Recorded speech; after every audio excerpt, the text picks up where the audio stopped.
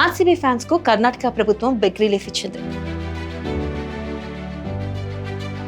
RCB తమ home ground Chinnaswamy స్టేడియంలో మ్యాచ్లను నిర్వహించుకోవచ్చని చెప్పింది. హోమ్ మినిస్టర్ పరమేశ్వర అధ్యక్షతన జరిగిన భేటీలో ఈ నిర్ణయం తీసుకున్నారు. దీంతో ఆర్సీబీ తమ హోమ్ గ్రౌండ్ లో ఆడాల్సిన మ్యాచ్లకు లైన్ క్లియర్ అయింది. గతేడాది జరిగిన టైటిల్ మ్యాచ్ లో ఆర్సీబీ తొలి టైటిల్ గెలిచింది. పంజాబ్ కింగ్స్ తో జరిగిన టైటిల్ మ్యాచ్ లో ఆర్సీబీ అద్భుత ప్రదర్శనతో ఆకట్టుకుంది. సీజన్ ఆరంభం నుంచి అద్భుతంగా రాణించిన పంజాబ్ కింగ్స్ టైటిల్ మ్యాచ్ లో చేతులెత్తేయడంతో ఆర్సీబీ విజయానికి అది కలిసొచ్చింది.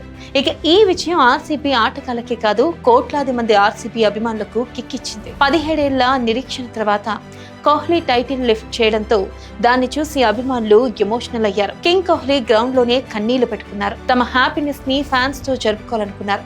మ్యాచ్ అనంతరం చిన్నస్వామి స్టేడియంలో ఏర్పాటు చేసిన సెలబ్రేషన్స్ కి ఫ్యాన్స్ పోటెత్తారు. భారీగా అభిమానులు అక్కడికి చేరుకోవడంతో పోలీసులు అభిమానుల్ని కంట్రోల్ చేయలేకపోయారు. తొక్కిసలాట జరిగింది. ఈ ఘటనలో 11 మంది మరణించగా 50 మందికి పైగా గాయపడ్డారు.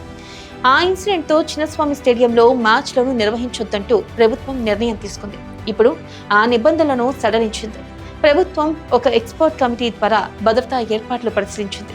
స్టేడియంలో సేఫ్టీ మరియు క్రౌడ్ మేనేజ్మెంట్ ఏర్పాట్లను మెరుగుపరిచింది. దాని తర్వాత ఆ గ్రౌండ్ లో మ్యాచ్లకు గ్రీన్ సిగ్నల్ ఇచ్చింది. దీంతో ఆర్సీబీ 7 హోమ్ మ్యాచ్లలో 5 మ్యాచ్లు బెంగళూరులోనే జరుగుతాయి. కాగా ఇప్పటికే తొలి షెడ్యూల్ వచ్చేసింది.